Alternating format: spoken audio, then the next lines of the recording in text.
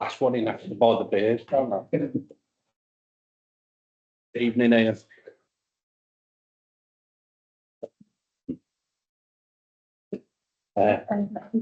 Sorry, apologies, President. Yeah, the non-chair appointment of. Yeah, any substitute members? Oh.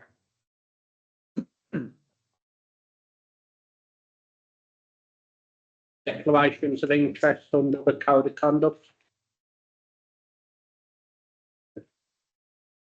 I don't think it's strictly speaking under the Code of Conduct, but I think it's just worth mentioning that as Shadow Lead Member for Housing, I actually sit on the Housing Assurance Board.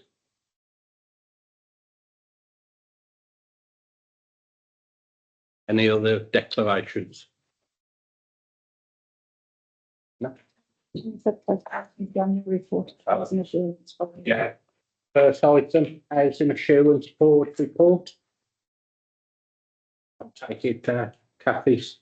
That's me, I believe. Thank you, Chair. So this report is the first annual report of the Housing Assurance Board, which is a newly formed board that was approved by Cabinet in June of last year. You'll see in the report that the purpose of the board is to try and really replicate the type of boards that already exist in housing associations across the country, to provide that oversight of our strategic direction and performance, and to make recommendations where appropriate to Cabinet and select committees in accordance with the Council's standing orders. And the real purpose behind this board was to try and get us in a position where we are ready for regulatory compliance and the new regulatory framework that's coming in. So housing associations in England have been regulated by the regulator of social housing for many years, and really kind of have that proper governance and structure in place, and that oversight that helps them when they do come to be inspected by the regulator. This board was set up to give us some of that independent challenge, and was we recruited 2 non-executive directors from the housing associations sector who have worked at chief executive level to support us with that and to bring their experience of regulation to the board. So the board's met, I think, 5 times. Although it's an annual report, it's not been in existence for a full year. And this report is the report of the chair, who unfortunately couldn't be here this evening with the date changing, who's not actually able to come along, and asked me to present it on her behalf. But what you'll see in the report is it sets out the kind of things that the Assurance Board has been looking at over the last 5 meetings. As you'd expect, we get, as a board, regular presentations on financial spend, performance data, and the work that we're doing to prepare for regulatory compliance, and then deep dives, I suppose, into certain areas as we go along. So we've talked a lot around customer complaints, contractors, etc. And there's a work programme that's developed by the board that is fluid, but also makes sure that we cover all the things that we should be covering to gain assurance, really, that the housing services are being delivered as they should be, and to provide feedback and challenge on what's actually taking place. We have had quite a lot of challenge at the board in terms of things like our performance dashboard. Did that actually cover what the board felt they needed to have to be assured around how services were delivered? Gone away and developed a new template for that to bring back that will hopefully provide that additional assurance. I don't intend, unless you'd like me to, Chair, to go through every element of the report. Hopefully the information in there gives this committee some assurance, and certainly the intention was within the terms of reference that an annual report does come to this committee, so that you are assured that we've got that level of scrutiny in place as well. So in terms of the recommendations of the report itself, we recommended that this committee receives the annual report. If there's anything that this committee feels should be considered either in the future work programme of the Housing Assurance Board, or indeed in the next annual report, be willing to take recommendations on that. And I think the chair of the board as well was particularly keen to explore whether this committee feels that the Housing Assurance Board is adding value, if you like, and if not, anything else that, again, you feel would be helpful. Thank you, Chair. Questions from the committee? Jackie, you want to start, or Ian wanted to. If I may, yeah. nowhere in this report can I see a list of who is actually on the board and how much time they actually put into being on the board. Give us a bit of background, will you, as to who is there and what is their commitment to being on the board, and just how much time do they spend involved in that entity, if it's part-time or whatever.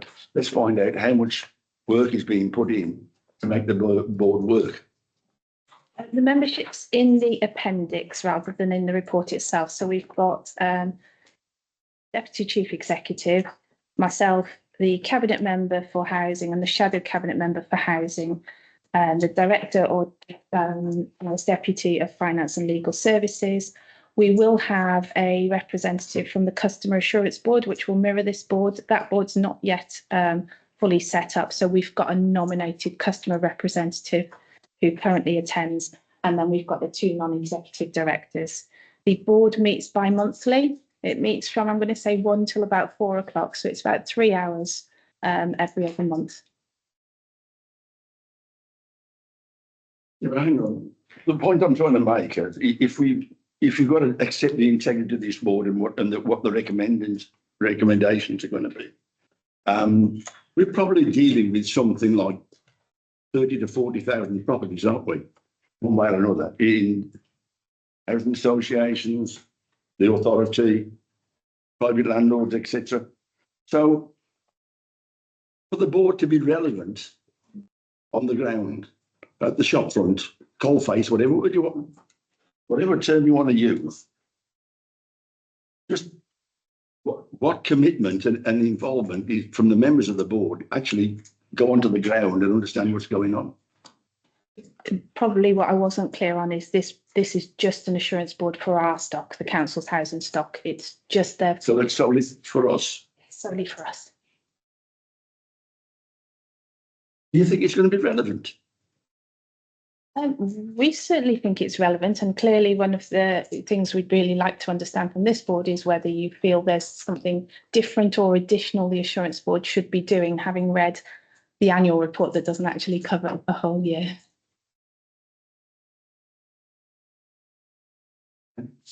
Jackie? Thanks, Ian. Thanks, Jack. Obviously, yes, I sit on the board as a member on basically by right because I've been the opposition lead member. But I have expressed some concerns before, and I think it is right and proper potentially that I raise some of those concerns here because it's obviously quite difficult. You've just heard some of the makeup of the committee, so a little bit outnumbered, to be honest. I mean, I'm concerned really in terms of what comes out, and I have sort of mentioned this before, where it goes. I mean, yes, we've got this report, but I don't know, if I'm honest, where that really takes us. I'm not entirely convinced. We do look at stuff, but I'm not really entirely convinced that we've got powers really to change anything because we don't really seem to feed those outputs out to anybody external. There's 2 non-execs paid around £6,000 each, plus expenses. And I'm going to have to point this out. You're looking at, with the expenses as well, you're looking at nearly £14,000 a year. That's more than we talk about for a high cost void. One of them, of course, has since left, emigrated. As you know, Kathy, I've got a real problem with this focus on the customer and not the tenant, because I've got the regulations here, including the neighbourhood and community standard, and it's all very much tenants. The neighbourhood where we provide social housing, neighbourhoods where we provide social housing, that's the terminology used. It is not customer. We're supposed to have a rep from the customer board, but that hasn't been established yet.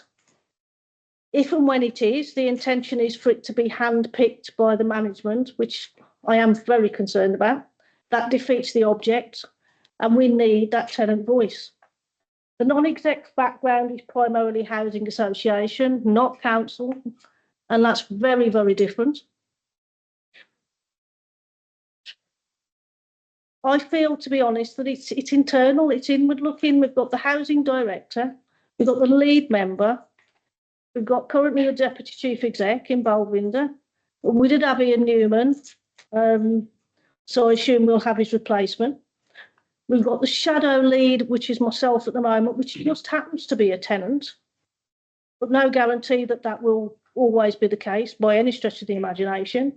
You've currently got the chair of DEFTRA because the housing board hasn't been set up, but that's a proxy. And you've got a situation where potentially not one single person on that board could be a tenant as it stands, and I think that really needs to be considered. The new non-exec has been recruited from a regulated social housing background. Again, not necessarily council stock. Interviewed, I understand, by the existing non-exec and originally intended the chief finance and legal officer.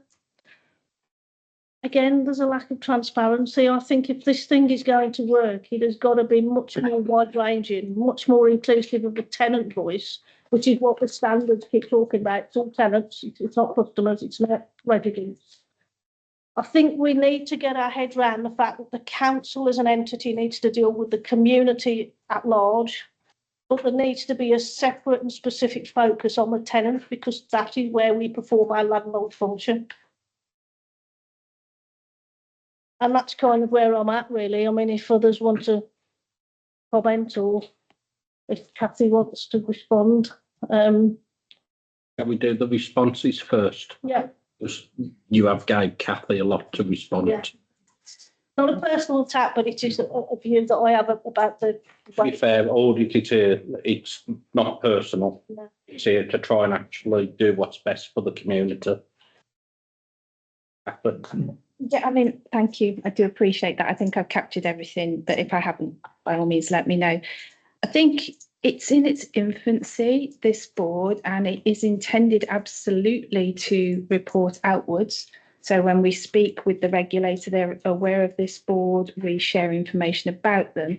And what will be key is when we do get inspected, in the same way as if the council is inspected by Ofsted or CQC, we will speak to our elected members and the chair of our board and our scrutiny select committees, etc. So that role will be a key part of that scrutiny.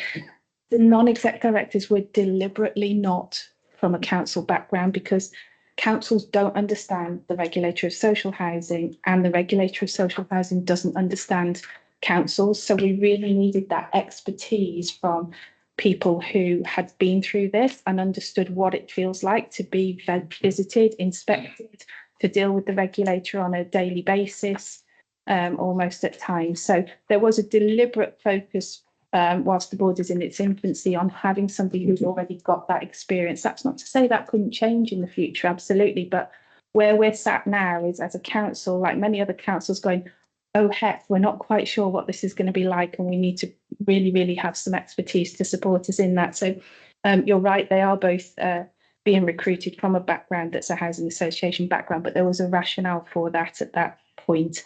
I think in terms of the customer board, yeah, you're absolutely right, that's not set up yet, but for the benefit of anyone who's on this committee, the customer board is intended to have a representative from each of our involved customer groups. We talked about it at length at last week's Housing Select Committee, but those board members will nominate their chair. That will not be handpicked by management. It will be for those customer board members to nominate their chair and for their chair to be the representative on the Housing Assurance Board. So, and again, in terms of the non-exec director, the intention around transparency was that the chair and the 151 officer recruits, so that there's some governance in there, and we're making sure that we've got that in place with the 151.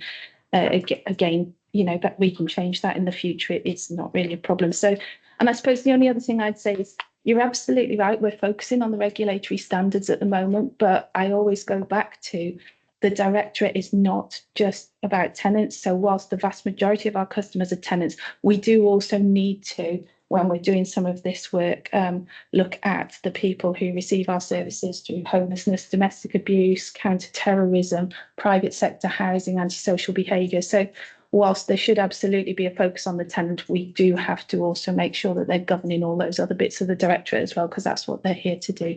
But really, thank you, Jackie. Just make one further comment, Chair. I think that's my concern. I understand that as a council we need to talk wider, but at the moment we're actually not talking to the tenant. It's not just that we're talking to other people as well, but we're missing out the tenant.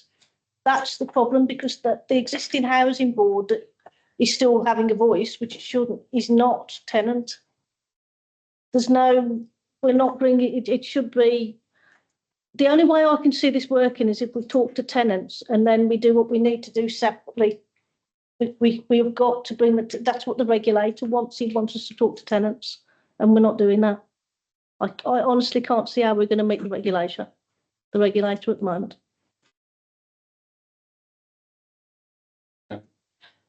No, we discussed this at length last week, so we don't need to do that.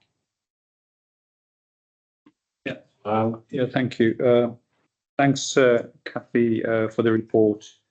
I appreciate the board is relatively new, as you say, and it's still kind of finding its way around. I mean, in terms of the report, I mean, the first question is around the authorship. I mean, you did say that the chair couldn't be here.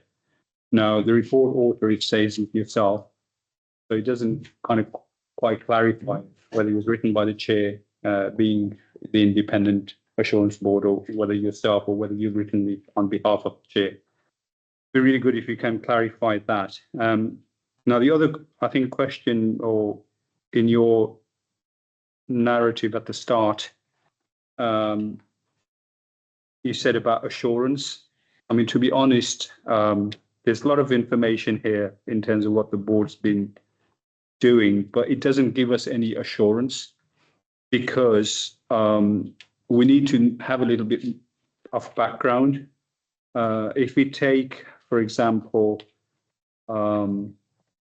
paragraph 16, says the HAB received a presentation of the draft report, findings and recommendations were able to question and comment upon these. So what it does need to for us to get an assurance, we need a little bit of more background, saying, well, you know, what were the comments, you know, that were raised by the board? You know, what were the issues? And that applies to all of the other paragraphs, 17, 18, 90.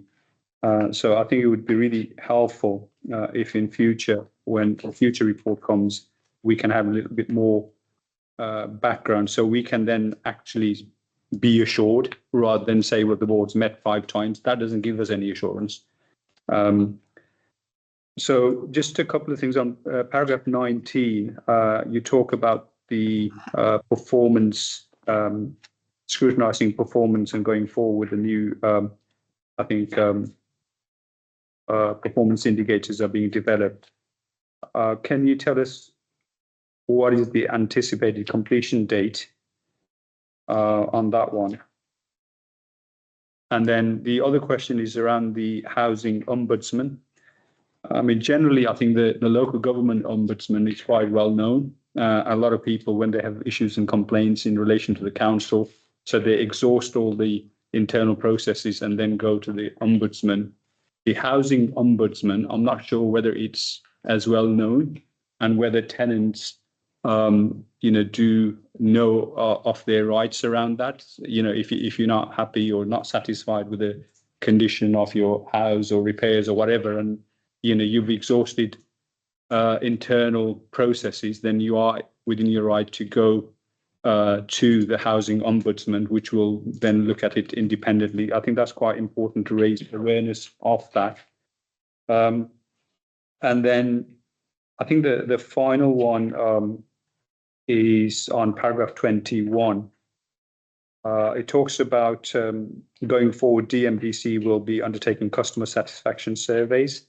So just if you can give us some information on how the tenants are going to be selected, what process, what method are you going to be using, and you know, what kind of sample is it going to be? Obviously representative, or are we talking about, you know, the 20,000 plus properties we have under the council? Is it every tenant? And can I just also echo what my colleague Councillor Cowell said? It is important to focus on the tenants. And again, while if there is a wider pool of people, then maybe distinguish it tenants and customers.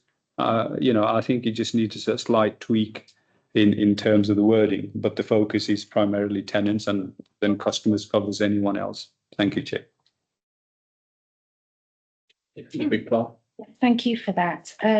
So apologies, in terms of clarity around the report author, I was going to say it's a joint effort, and it wasn't, because in terms of the feedback on what the board had achieved, that was the chair. But clearly, in terms of our process and me liaising with legal and all the others who put comments in and just kind of putting the bones around it in the template, I did that support for the tenant, so for the chair rather. So you're right, it probably should have been her name at the end rather than mine. And we will absolutely take that on board. I think you're right about assurance, and we really grappled with this when she was writing it, about how much detail to go into, how lengthy should the report be, could we put more in the appendices? So it's a very much appreciated comment that we'll take away and work on for the next report back. In terms of the paragraph 19 and the performance dashboard, that's already been done. So obviously this report was written several weeks ago. That's been done. So the performance indicators were all there, but in terms of presenting it, what wasn't there when the head of strategy presented it was things like the benchmarking data, the stuff that would have given. So we all got all of it in the background, but it wasn't in that dashboard. In the spirit of trying to keep it a little bit cleaner, it wasn't in there. So he's now building that in. So that's pretty much done. The housing ombudsman, we publicise that. So through our complaints process, we have a stage 1 complaint, a stage 2 complaint. Within the response to stage 2 complaints, customers are told very clearly, if you remain dissatisfied, you can approach the housing ombudsman. Here are their contact details. So the vast majority of the ombudsman inquiries that we get have come through the housing ombudsman. The only time they won't is if it's one of the very small number of matters that have to go to the local government ombudsman. So that's very well known and publicised. Well, as I say, it has to be in our stage 2 response letters. And then in terms of the customer satisfaction surveys, we use a company called Acuity, which a number of housing providers use to do these surveys. And they are given details. They randomly select a sample of customers every quarter who they then contact and ask the same level of questions. It's just statistically, whatever the phrase is, sample. It's gone to be in that head. So it is statistically significant or relevant, and they then report the information to us. What that also gives us is the benchmarking data again to see. So it's gathered on a quarterly basis. It's reported into the regulator annually. And we did our first one annually, but we felt it was better now to progress and do it quarterly, because as well as seeing whether trends have changed in terms of how customers have responded, we also get free text at the end, so we can respond in a much quicker and more dynamic way than waiting until the end of the year. And not somebody may have had something that has really niggled them that we could have done something about 6 months earlier. So that's why we do it that way. Sorry, could I just ask? So you get a sample of residents that's actually, is that broke down into cost of works being undertaken? Because obviously if you're replacing a kitchen bathroom, the contractors or employees will be in the building a lot longer than if they're just having to replace a tap. No, it's not. It's a random sample. And the reason for that is the questions that they ask are the ones that have been set by the regulator. So it's around satisfaction with home, satisfaction with communal areas, satisfaction with complaint handling. They're set out in what's called the tenant satisfaction measures. There's 12 of them, and they have to ask those questions. So it won't be based on the fact that this particular household has had a repair or something like that. They are random, and the questions cover everything that the regulator expects. And that's how we're able to benchmark with other housing providers, because we've all got to ask the same questions. It's about 1,200 people per quarter. And then the selection of your board members, because from what I can tell, senior managers are actually selecting the board. That's sort of like a student marking their own homework to me, because you can be skewed with the people you put in front of the board. I'm not saying that's what happens, but obviously in a selection process, you want the biggest amount of people that you can with the best knowledge in that sector, along with tenants, along with residents, TRAs, maybe even people that have got experience in repairs, maintenance, definitely officers because there's stuff to feed back. You know, it's that you actually get the best out of the committee and board by having a vast knowledge base. I mean, if you went to audit, we've got people that are residents, NHS workers, construction workers, ex-fire service. You know, we actually gain knowledge from each other at every committee meeting. And personally, I think that's the best way for a committee to actually work. We actually bounce off each other quite well. Would you all agree with that? You better. Yeah. So it's just, I'm a bit uneasy when obviously the director of housing, and I'm not saying that's what you do, but surely it'd be better to actually come in front of a mini appointment to actually get the best out of your committee. We can absolutely look at that. As I say, this is new, and it's new for councils just in general. We're not copying something that a load of other councils have done, although several have done it since. So I'm happy to take any learning like that on board. Certainly for the original board members, the two non-exec directors, we had Campbell to Kell do that recruitment for us, so we've got that level of independence, but really felt it was important from an internal governance perspective that we have our 151 officer on the panel. I've stepped back, you know, for the second round of interviews because I agree, I don't think it's appropriate. I'm actually there predominantly as an officer to be grilled basically by the board, I hope, scrutinised by the board, so didn't think it was appropriate for me to be on the second panel, but obviously happy to take learning. As I said, the board's evolving, it's very much in its infancy, so there will be things that we perhaps need to refresh and review, so I'll take that forward. Thank you. Okay. Any other question? Just section 14, as Director of Finance leaving, are you on target, are you, to replace the non-exec director? We're okay because we've got a deputy section 151 officer who's sat over there who has been roped into supporting those interviews. So we've still got that governance in place. Cheers. And how far away are you from getting a new non-exec? I believe that the interviews are at the end of October. 29. So it's out to advert at the moment. And when is the next board meeting? Yes. December. Hopefully you'll have somebody in place. Okay. Any other questions? Just one, if I may come back, if I may. Page 8, 22 at the top of the page, the bottom paragraph. I'm trying to make sense of exactly what your concerns are. Would you help us there a little bit? Are you with me? The HAB has expressed concern about customer involvement and influence in repairs, reporting, delivery and stock investment decisions. It goes out that far and it's that extensive.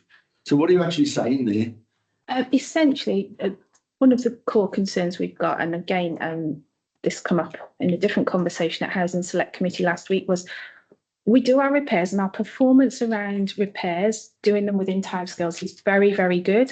What we're less good at is letting customers know that we're on our way or that we're running late, or, you know, so we either get people saying, well, they turned up and I wasn't in, or I waited in all day and they didn't come. And again, as I said, the performance in terms of doing repairs within our published timescales is very good. But in terms of our communication with customers around where perhaps we're going to be late or something like that, we do less well. And we've had several conversations, I think it's fair to say, about that at the assurance board, haven't we? In terms of how we communicate better with our customers where we're running late, or even that we're coming instead of just turning up and saying, well, hey, I'm here to do your repair, being a bit more robust in our communication there. And likewise, you know, going forward, really, really keen that we have greater customer involvement on our procurement activity and our, you know, contract monitoring when we're monitoring the quality of the services that are delivered. So again, we've got more to do around making sure we've got customers involved in all of that and feeding into that, tenants involved where it's tenant services and feeding into that. So when the job is done, do we have a follow-up now from people who scrutinise? how well the job has been done and signed it off. We do get our jobs signed off, and then of course in the tenant satisfaction measures, so the customer surveys that are done as well, they're asked a direct question about that satisfaction with repairs as well. So we've got the, as and when we're there, but then also go back quarterly and when we're asking people and ask them then as well. So that. Thank you.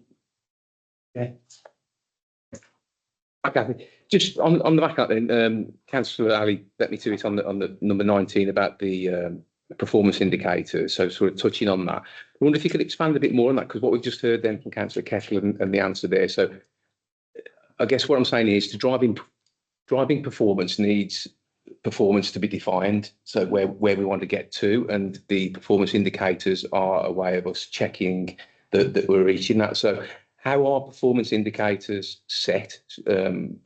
By who? Is it the board? Is it the team, the housing team? Is that from the Ombudsman code referenced in number 20, or is that through looking at the issues that we've got, highlighting them, and is there a coherent way that we are then reporting against those performance standards? Because I think that's what we're trying to achieve across the council now, where everyone knows what we're doing. There is no silo working. So where a performance indicator might be key in housing, it might be also a similar sort of thing in another department. So customer feedback being something that would cut across all directorates. So how is that performance management being managed and set and monitored? So it's all of the above. There are some that we are required to collect for the regulator. There are some that we are required to collect because we've selected them as corporate indicators that we report to our CMT and cabinet. There are some that we have set at a local level within teams because operationally it's something that we want to monitor. And there's some that we've set as a directorate management team. So we have a number of different levels of performance. Many of the indicators that we capture have been informed by, national performance indicators, the old BVPI ones and that kind of thing, because by collecting those, we're able to see how our performance compares, rather than if we had too many local ones, you're comparing apples with pears. So we've got the regulator ones, we've got the performance that we have to report around complaints to the Ombudsman.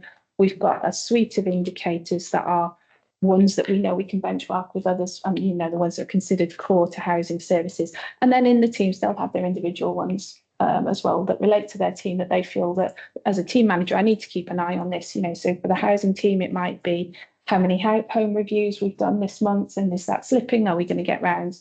And so it's all of those levels.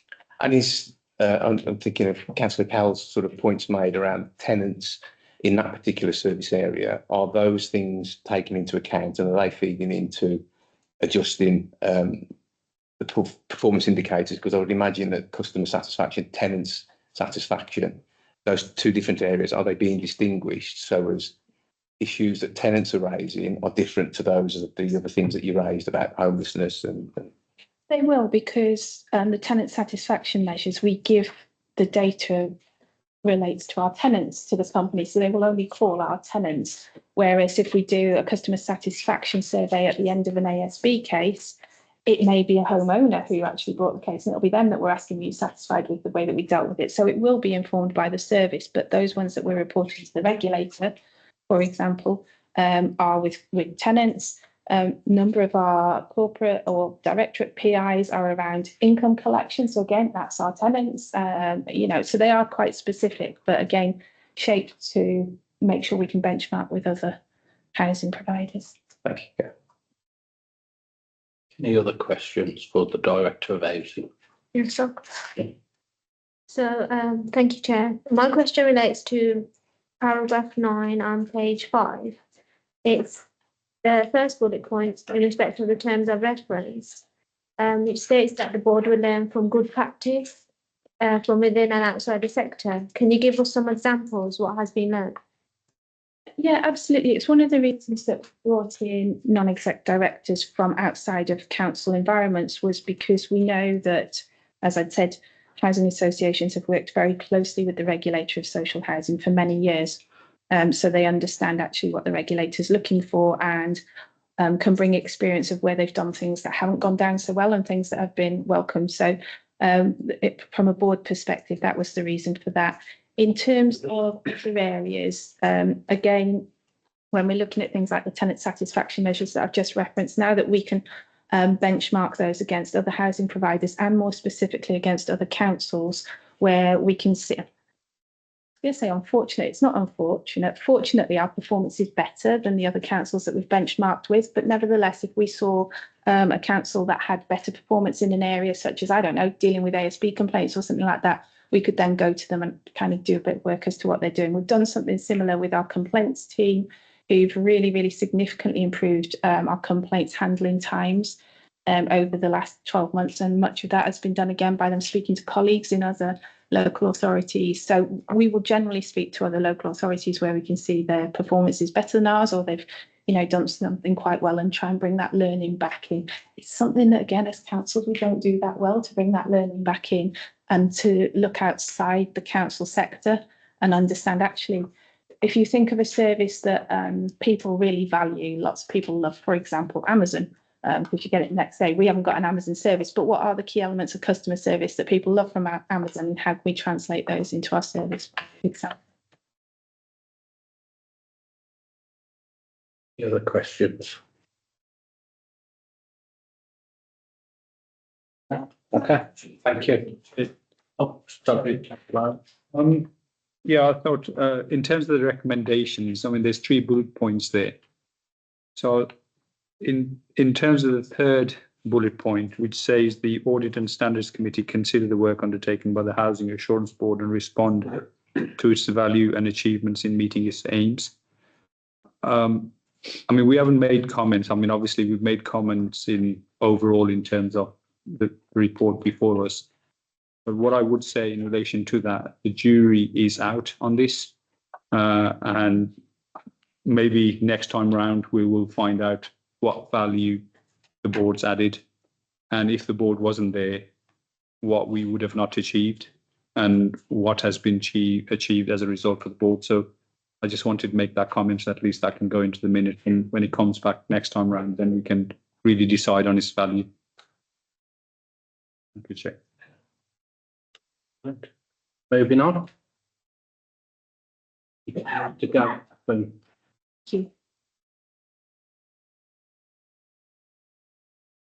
On to item 5, whistleblowing policy, pages 15 to 46. Thank you, Chair. So I'm going to be presenting this report. It's normally presented by Mohammed Pruitt, the monitoring officer, but unfortunately, Mohammed is off sick at the moment. So this report has been split into 2, a public report, which is this one I'm presenting now, and a private report. The private report will be the last report on tonight's agenda, and in private session I will go through the 8 referrals that the council has received. So a major review of the whistleblowing policy took place in 23, which resulted in some significant changes to the policy. During the summer consultation on the whistleblower policy took place again, but this only resulted in some changes. However, I've just had another look today, and I know that the Dean Newman's name is still there, so that clearly needs to be removed. So as normal, the monitoring officer reached out to directors and head teachers, asked them to identify any use of the policy. Directors and head teachers did not identify any instances where the policy has been used.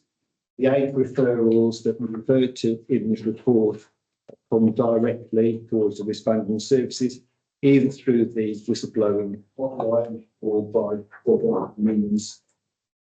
So the 8 referrals is the most the council's had, I think, since I've been at the council. So normally we average about 4. So I think that's positive. So I've gone on for quite a number of years now, but the council does not have enough whistleblowing referrals, given the issues that we've experienced over the last 6 or 7 years. The monitoring officer has also asked directors in schools to remind staff of the existence of the policy through newsletters and briefings, and to undertake regular checks on posters and leaflets to ensure that they are accessible and contain updated monitoring officer contact details. So the recommendation of the report is for the committee to note and approve the recent revision of the whistleblowing policy. And yeah, I'll talk about the operations data a bit later. Okay. So questions about the whistleblowing report? If we can remember to keep very genetic, no private information, please. Any questions? Councillor Allard? Thank you, Chair. Just a couple of observations. One, in relation to the number of whistleblowing incidents that have been reported. I think in future, if in the main report, they could be summarized in terms of broadly, that would be really helpful, because otherwise it doesn't give the public any kind of indication what they were. And then a couple of comments on the policy itself. It just needs a little bit more clarification. One is on page 23, 2.2. It talks about how to raise a complaint. So you can go to the monitoring officer, chief executive, director of finance, head of audit. And I think what it needs to say there is if the whistleblowing issue or matter is in relation to one of those, then go, don't approach that person. So I think just a clarification on that 2.2. And then in relation to complaints around misconduct by councillors, there's reference to it on page 25, the last bullet point. However, then when you go on to page 32, number 6, responsible officer. If your concern is about the chief executive, it should be raised with the leader of the council, who will decide how the investigation will proceed. Again, it needs a little clarification. And if it is to do with elected members or the leader of the council, then because someone might not read the first bit, they might just go on, reading that little paragraph. So I think, again, if you can add a little bit of clarification. Thank you, Chair. Any other questions? Councillor Foster. Thank you, Chair. A couple of questions. So first of all, the Audit and Standards Committee approved that this policy be updated, and we're now looking at the revised document. So it's taken 12 months to amend. So no, so in the pit, Mohammed's gone out to consult on the document again during the summer, Councillor Foster. But we didn't have many comments back on the policy. Just some very minor wording changes, to be honest. But in 2023, a complete review of the whistleblowing policy took place, and in effect, it was written from scratch.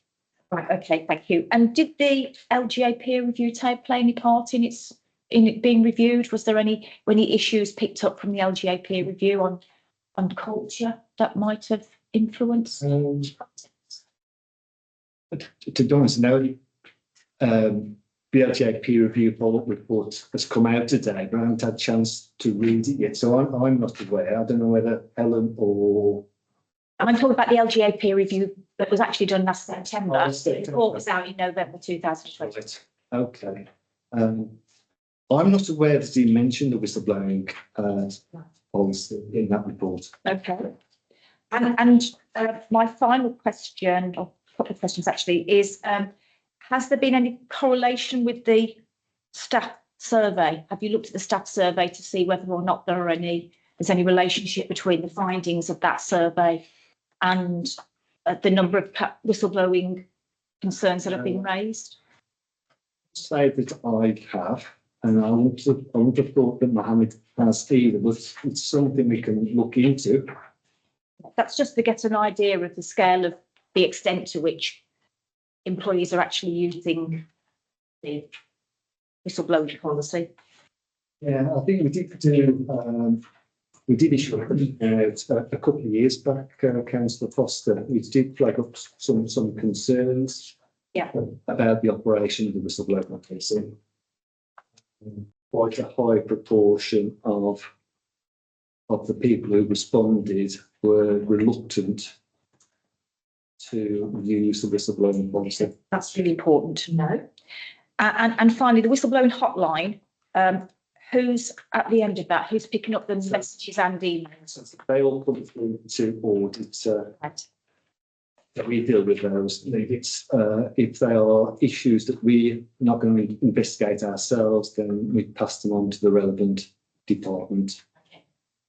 Thank you. Yeah, thanks, Jess. Just a quick, I think there's an error actually on page 38 or page 20 of the actual document itself. There's a link here. If you were looking at it online, it's been an embedded link that you could click on. And I actually did that. And I think the actual link to the whistleblowing sort of government policy guidelines, I think it's actually out of date. When I tried, it just came up with an error message. I then tried typing it in. And when I found the policy in the end, it's been updated. And the data on that link actually comes up with just, I think on the original link, it just comes up with the stuff for Wales and Scotland. It doesn't actually mention England. When I found it, there is a reference to external audits and the comptroller and auditor general, but it looks like that's on an updated website. Okay, we'll look at that. You just need to. Yeah, we'll get that updated.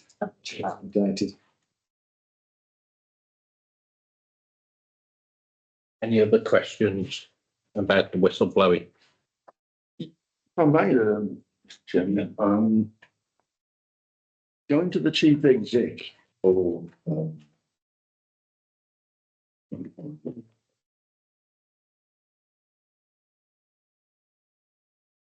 when raising concerns, I think from day one, or when anything is initiated, the board should be there and a witness on behalf of the whistleblower should be there. And I think there's a chief officer or chief executive should also have an accompanying witness as to what's being said. Things are in this kind of situation, things are very highly charged. And I think we need to secure and be prepared to support both our officers and the whistleblower in that situation. And I think somehow one-to-one, I certainly don't like one-to-one, to be honest with you. Although confidentiality-wise, it might be the soundest initial way to go forward. But in some respects, I think a supporting witness with the whistleblower and an accompanying witness on behalf of the officer or the chief exec would be wise.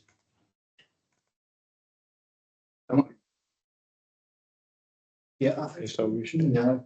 To be fair, most referrals are made anonymously, so we don't know who the referral has come from.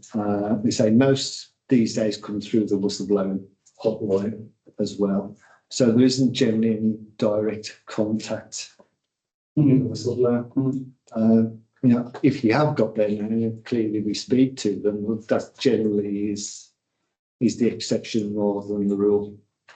Yeah, but how can we, if a case goes forward, how can we safeguard the interests of the whistleblower from intimidation? We know from historically, whistleblowers have had an awful session. They've been treated abysmally by their superiors or people in the environment they work. Right. And they've got to be safeguarded. We've got to look after these people. If it turns out to be genuine, they've done us everybody a favour, and we shouldn't abandon them to intimidation.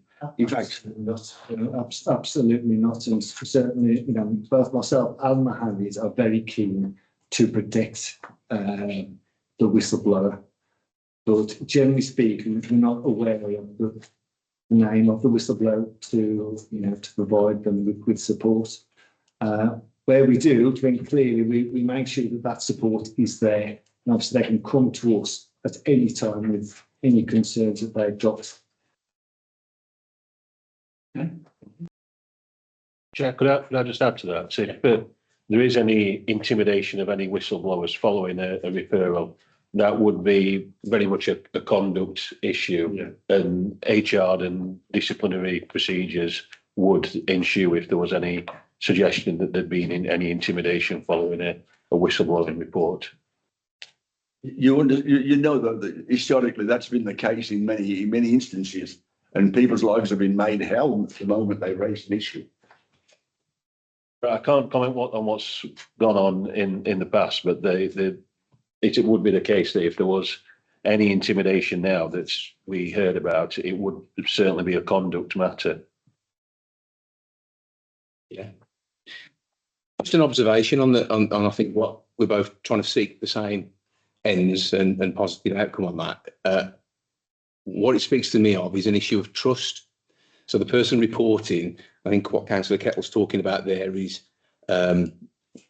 giving some support to the person who may be the whistleblowing. The current situation, as you described there, is that people want to remain anonymous. And so for me, that raises a question as why do they want to remain anonymous? And that raises a suspicion of trust. So I think what Councillor Kettle's trying to get at there is by demonstrating to somebody who's going to whistleblow that you won't be whistleblowing to someone who may be also compromise further your whistleblowing thing there. There would be two people in order that when you raise it, it's not going to be swept under the carpet, so to speak. I think, you know, that would be one element of it. And so it's not for solving tonight, but something certainly to consider for the future, how when designing a policy and a process, how can we extend the arm of trust to someone who may want to use a whistleblowing procedure, and whether that be a third party or allowing it to be anonymous. But if somebody does want to come forward and actually raise it with their name to it, how can we demonstrate as an organisation that it will be taken seriously and trustworthy? Not, I think that, you know, people's conduct about need to be taken back. But for me, it's about the person wanting to report. Does that make sense? Absolutely makes sense. I totally agree with what you've said here. I think you say historically we haven't had many referrals, which is a huge concern. You say we did the staff survey where a very high percentage said they wouldn't use the whistleblowing policy. You know, I had discussions with the chief executive and assistant director of people and inclusion. I'm hoping as part of the Fit for Future programme, this will be considered in terms of the cultural aspects of that programme. But it's definitely something we need to focus on, because it's certainly a very important issue. Because we do need to encourage people to blow the whistle where there are serious concerns.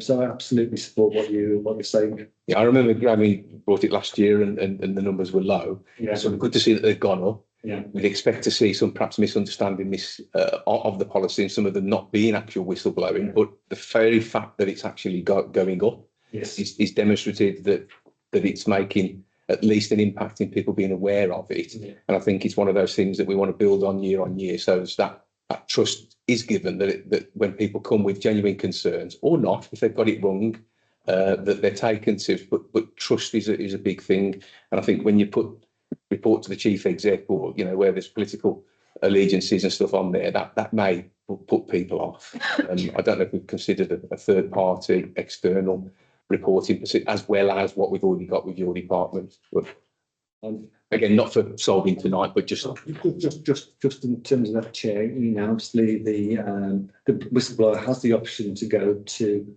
some external bodies, prescribed organisations that are listed within the whistleblowing policy. Obviously, we prefer them to come internally first. On a number of occasions, and some I'm going to be talking about later, the referral also has gone to the external auditor as well as people at Dudley Council. But for me, whistleblowing is such an important policy and something we do need to get right. Yeah.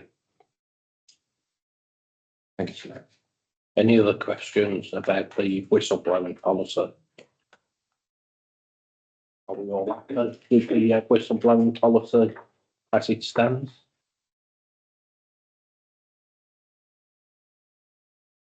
With those comments, very much.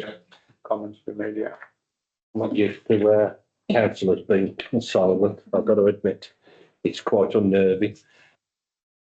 Moving on then. So on to the last of the open session for books.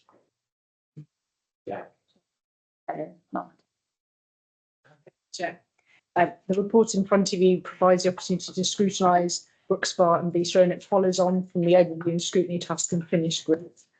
There is a report that I will go through now, but there is also in private session a more detailed presentation which includes financial matters.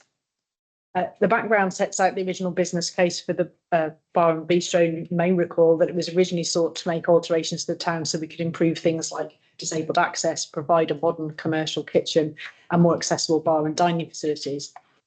The view was that the investment would allow the town hall to become a key player in revising the nighttime economy, but also help us to increase income at the centre and reduce the subsidy.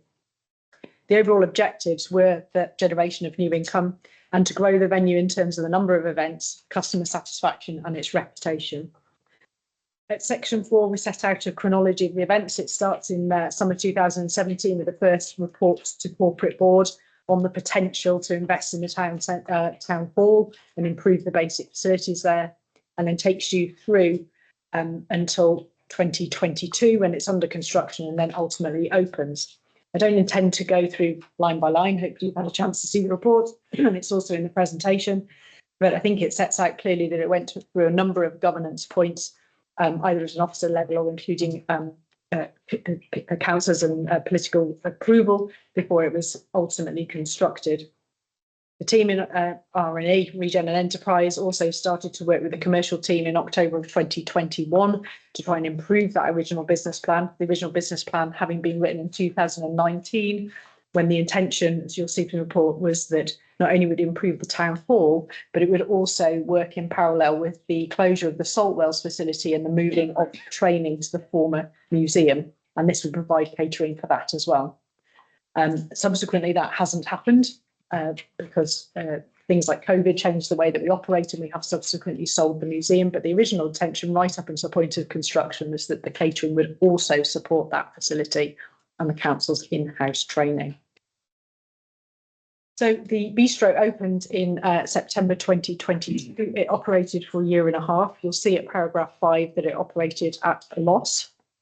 Plans were developed subsequently to move the business into an operational position, given the council's financial position. But even with that improvement, it was forecasted that losses would continue over the next 2 years. And therefore, the decision was ultimately made at the end of August to stem those losses immediately and to close the bistro.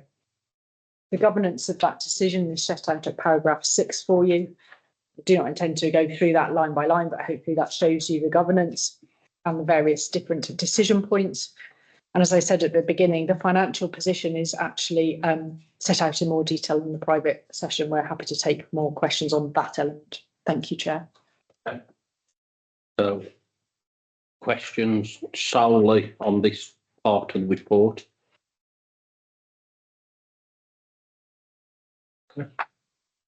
Thank you, Chair. Councillor Sean Keasy, Chair of Overview and Scrutiny. I'm here tonight because I believe the Overview and Scrutiny Working Group uncovered the absolute mess that Brooks Bar and Bistro had turned into. I'm a little bit disappointed, if I'm being honest, that the public session is not covering more detail of what went wrong, because this is taxpayers' money that's been lost. Not just a small amount of taxpayers' money, but a huge amount. And we've got to wait until we sit in private session so that no member of the public or the press or anyone will actually see what went wrong. And that's disappointing to me.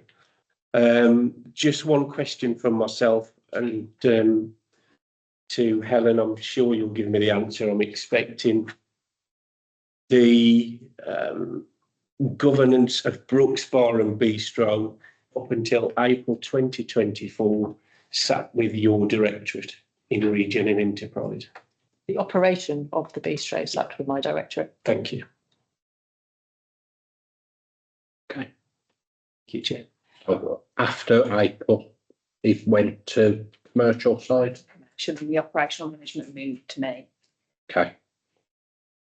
Any other questions? Yeah, just on the timeline, Chair, just on page 50, the dates and activity, that Councillor Keys refers to and the report refers to the working group that we had, which sort of made a decision or made a recommendation, and then very quickly the decision was made to close. Is that meeting down there in that? I don't see it. There was a working party meeting. Is the date in that table? It's not, no, it's in the bullet points above that talks about the fact that it was scrutinised by the overview. Yeah, it probably needs to be in there for completeness, doesn't it? Doesn't actually say when that met. No, I think it's because this was that table was really about the actual decision to close. When we met with you, that wasn't obviously the No, discussion. but there was some recommendation. There were recommendations made. Anything else? Councillor Foster? Thank you. Councillor Allen? Yeah, thank you, Chair. Please do bear with me because there are quite a few comments I've made on this. I mean, what it turns out, although I agree with Councillor Kesey, some of the information which is on the other report should have been here, but some has already been made public through the Freedom of Information request, which the local democracy reporter provided, and I'll come to that. But my analysis of this has turned out to be a very expensive experiment. And if I start from page 48, I mean, the mission and objectives, if you read those in isolation, and both of those, fine, but they're in relation to the actual new bar, it just doesn't make sense. I mean, to grow the venue in terms of number of events, customer satisfaction and reputation, it doesn't need a new restaurant to be able to do that. It's about improving the facilities in the town halls, such as the stage, such as, the sound, the lighting. It's about doing those things. And personally, I mean, when I have been there, I haven't seen any problems with the existing bar that was there. If it needed anything, by all means, spruce that up, but it didn't need a total change of venue as such. And then if you go through the timeline of events on pages 48, 49, clearly you can see there seems to be a confusion throughout this. I mean, one report is titled Borough Hall Savings Proposal. There's another report or timeline which suggests the future of the former museum. There's another one which talks about unlocking potential proposed innovation hub and improvements to Dudley Town Hall. There's another one which refers to Dudley Town Hall enhancement to catering provision. So, right, even just reading the titles of those reports, there's no consistency in terms of what was proposed or how it was going to be delivered, and then also the main element of this, which was to be linked with the former museum building, which was going to be the training place. Well, that fell apart, and then investment continued on this part. So to base the whole proposal on something which fell apart, right at the beginning, should have rang some alarm bells. And I mean, in that report, this is through, which I mentioned about the local democracy reporter, and it was a report in Dudley News, I think on the 24th of August. £49,889 was paid to a consultant to assess the future of hospitality of the bistro, bar, town halls. So again, there's no evidence, no information of, that in here, other than, that should have been in the public. What did the consultant do? What was their proposals, recommendations? And obviously it goes much further than the bistro bar. It talks about town halls, leisure centres, cafes, leisure centre cafes and Himley Hall. So, it would have been really good to have that. I mean, that's roughly about my calculation, £5,500 a month the consultant was being paid. And as previously, it says the consultant then took over management of the bar after departure of 3 managers. I mean, there's no information on here why the 3 managers went. What were the issues? I mean, it could have been personal issues. Was it the way the bar was being run? Were things made difficult for them? And again, in terms of scrutinizing this, whether some of those managers are still with the authority, it would have been really helpful if we could have brought them along to listen to them, to hear their views on what they thought worked or not worked, and whether the feedback or information they gave to management was taken on board or not. And most interesting in that article, Councillor Harley, I mean, is quoted as saying, there are lessons for all local authorities to learn. They shouldn't be dipping their toes into the water of commercial activities of this kind. I mean, giving other authorities advice and not, looking at it ourselves in terms of what he is doing. I think it's no good giving others advice when we need to get our own house right. And I mean, in my kind of estimate, I mean, some of the information I have received in terms of the finances, I mean, 387,700 loss in the first year. When did the alarm bell first ring? Because the information this alludes to that it was making a loss straight away. What measures were taken? Again, it's not, and what advice was given to the politicians to say, well, look, this is not working. Even some of the information here in terms of feedback from Commercial Opportunities Group, we don't know what feedback they gave. What were the concerns around the limitations of the business plan? None of that is in this report. If we are to learn from this, as I said, very expensive experiment, then we need the full facts and information. And almost, when I say expensive, it's almost £2 million of money that's been wasted. And as Councillor Kesey said earlier on, I mean, it is the taxpayer who bears the burden of this failure. And this failure, I think, is a commercial failure layered with a political failure. All of the factors leading to this failure were staring the council straight in the eye.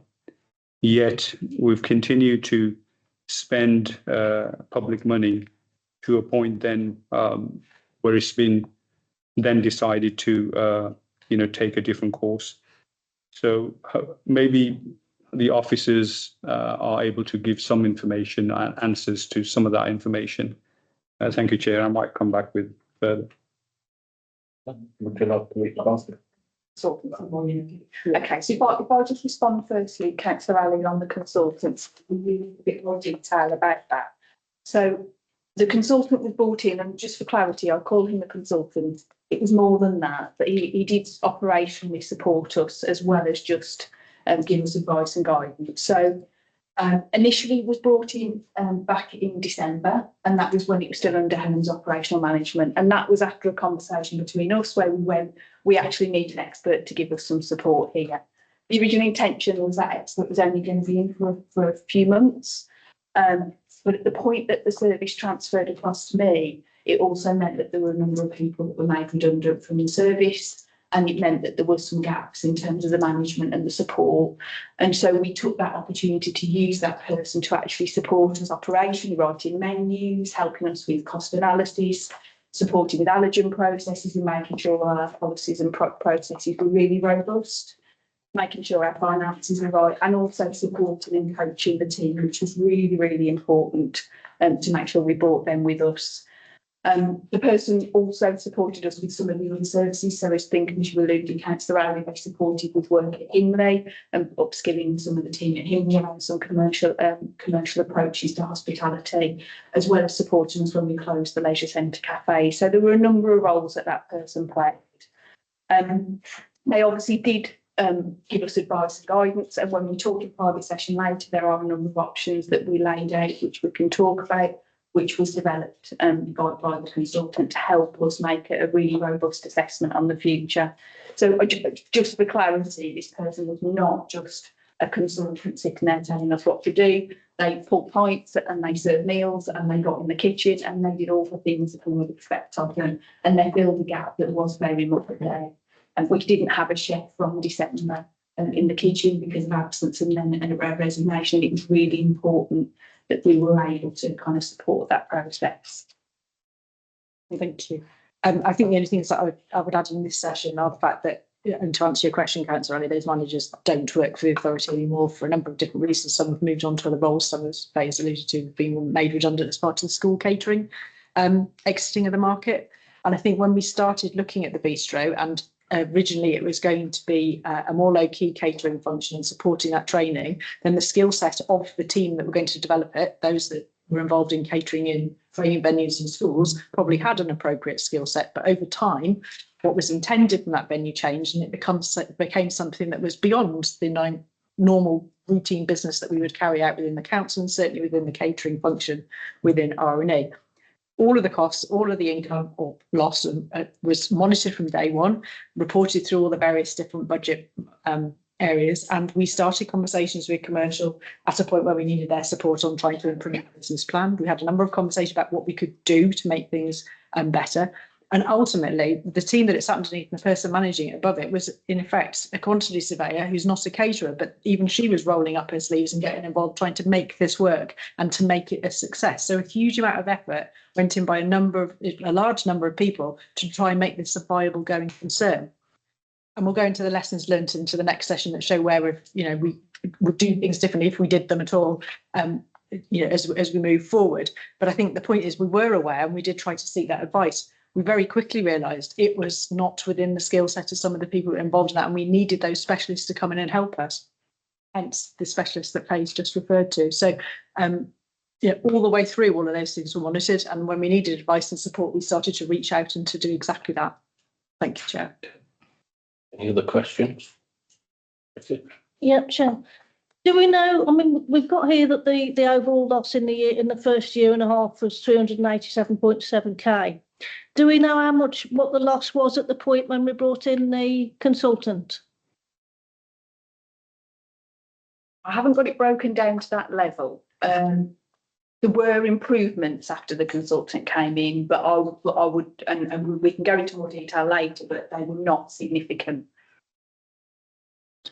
Do we know how much the consultant cost? In total, including all of the additional costs, it was 64,000. Yes. Anything else? You've done? Yeah, I mean, listen, I don't have a go at anyone, but I just find it completely unacceptable with what I've just heard. A consultant who's waiting for £64,000, surveyors serving points or whatever it is. The whole thing sounds like an utter shambles. And the reason Overview and Scrutiny wanted to look at this was to really get into the reasons for why this bar failed. And I think on a very scratch the surface level, we've just found out. I was the cabinet member for commercialism back then. You will have heard the finance representative of the ruling group say that I warned them. Well, I did again and again and again. And I'm sure that Louisa Fulci and Faye Barrett will both hopefully admit that I was pushing and pushing and pushing for Brooks and the leisure centres and any other commercial aspects of this council to be put in the commercial portfolio, because actions needed to be taken then, not us looking back now. And as I say, I am really disappointed that the public will not have the chance to see what went wrong, why it went wrong, and who was responsible for it going wrong. I'm sure we'll find out in a few minutes' time, but this should be general knowledge. And I hope we get through to that in a few minutes' time. Thank you. Anybody else before I start? Councillor Haller? Yeah, Chair. Again, I mean, it's worthwhile reading the report of 28th of March 2019, which went to place scrutiny, because that gives a detailed some of the issues. And I think just, some of the assumptions made, by having a bar there, you'll get more people from, eating here. Why, what was the unique selling point in the bar here? Say, for example, for someone to come walk from the high street to come down here, there's so many food offers and restaurants and takeaways that are available there.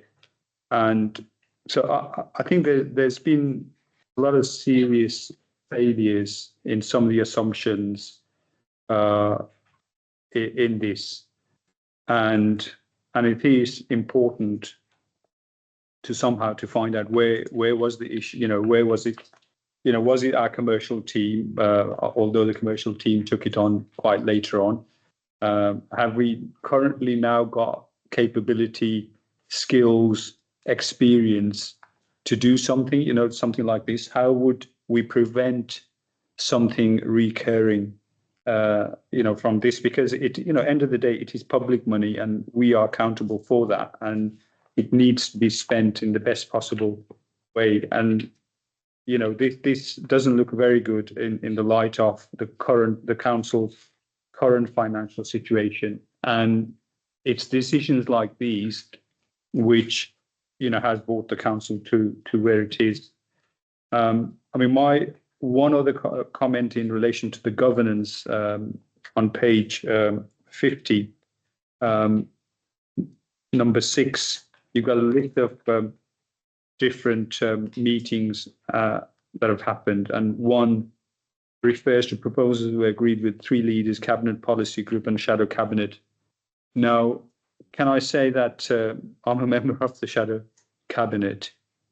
There was no decision, made by the shadow cabinet as such. That meeting, if I recall, was a meeting between the shadow cabinet and officers about general working. And meetings like that are not decision-making meetings, then they should not be referred to in formal reports like this. So, whoever's put this in there does need to kind of correct that. Thank you. Anybody else before I get going? No? Do you want to reply to that, Kyle? Okay. I'd like to give everybody the chance of reply.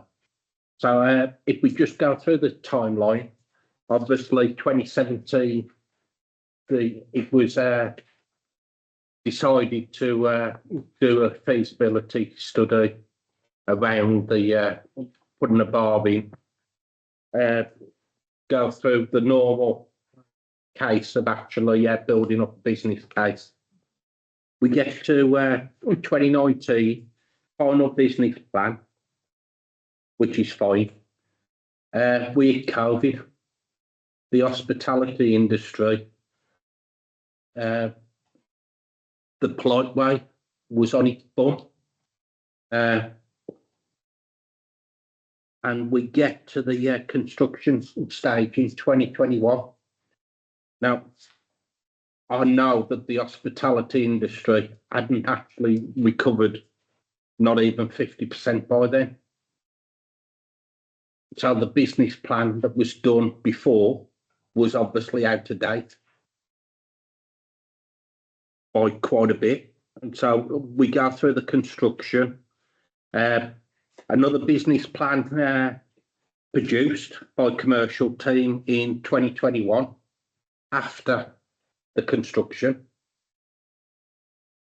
I mean, I just find it quite strange that a business plan was put in after we'd actually spent money. can I just clarify, Councillor Jennings? So 2021 business plan was predominantly around the town hall investment, so it was very different. This wasn't a business plan for Brooks in its entirety. This was about when we invest in the town hall, what might this mean for the restaurant that's attached to it, what it might mean to the town hall bars. So there were only elements in that at that point that were considered. It wasn't a full review of the original business plan that was done by Helen's team. It was a nuanced report around the town hall. Right, so carrying on, construction completed in 2022. Hospitality, I think, was about 50% by then, pre-COVID. Everybody was still obviously nervous about COVID-19. Bistro opens to the public in September 2022. We go through, we've lost £378,000 of taxpayers' money in that first year and a half. I just find it really strange that after a year and a half, most hospitalities would have closed after that first year with that massive loss. I know that a lot of money was put into the building in the initial construction phase and getting it up and going. The alarm bells, didn't they sound very loud after that first year? Because I just find that amount of money is quite neck snapping. I'm a great one for quoting Einstein. Insanity, doing the same thing over and over again, expecting different results. So that first year, it should have actually been that, whoa, we need experts in. You've actually got a leader of the council that runs a pub company. You've got a cabinet member at the time that run a bar and nightclub. I actually used to run the most successful beer festival in the country, probably the Europe at the time. So you had a load of intelligence, experience locally that you could have actually asked, and they should have actually been saying, you've got problems. You know, losing that much money it's shameful on all of us, because officers didn't let the elected officials know, and the elected officials didn't actually stop the money from going through our fingers. What I would say, Brooks, is the staff, the service and customer service of it was absolutely excellent. So none of it really lies at the foot of the staff. They did everything they could. You know, we just need to actually find out why it didn't actually work, because I'm damn sure that I don't want it to happen again. Would you say that's a fair assumption? You want to? I think we can go through the lessons learned in the next session, Councillor Deming. And yeah, it's a fair assessment that nobody would want this to happen again, and nobody obviously starts on a venture intending to fail. And you know, people work very hard to try and make it a success. And there's a number of contributing factors as to why it proved difficult. COVID being one of them, as you've already mentioned, but happy to go into more detail on the other lessons learned in the next session. We close this session down so we can carry on, if that's okay. People that aren't required in the room, members of the press.